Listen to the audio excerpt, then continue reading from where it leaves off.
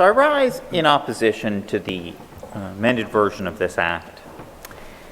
You know, one of the things I was really hoping for when I started in the Senate was that we were going to be moving forwards on rules reform.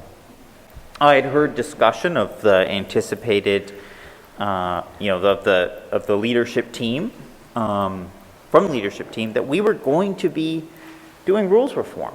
I was excited about it. My first speech on the leadership, I made a point of commending the leadership on their approach on rules reform. Been disappointed to see us not move in the direction of reform. The first re-amendment of the rules, I felt we moved quite a bit backwards in terms of reforming the rules, in terms of opening up the process and democratizing this chamber. This particular set of rules doesn't move us hugely backwards, but it is a step backwards, and I find that concerning.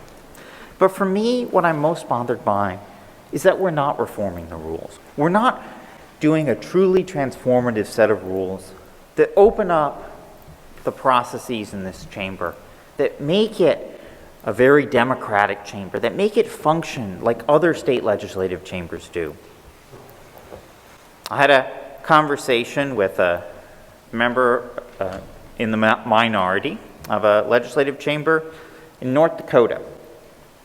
She told me about how she was able to pass so many bills despite the fact that she was in the minority party.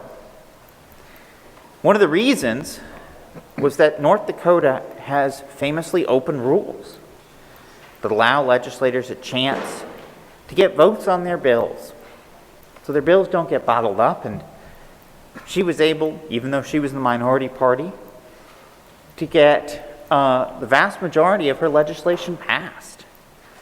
That's what having open rules means. We're not there.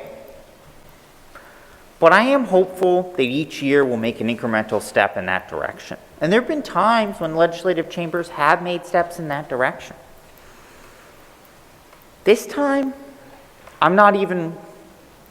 this time we are so far from making a major step forwards.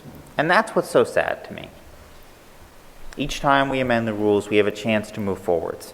We have a chance to move in the direction that the people of Rhode Island have been calling for decades, long before any of us were born.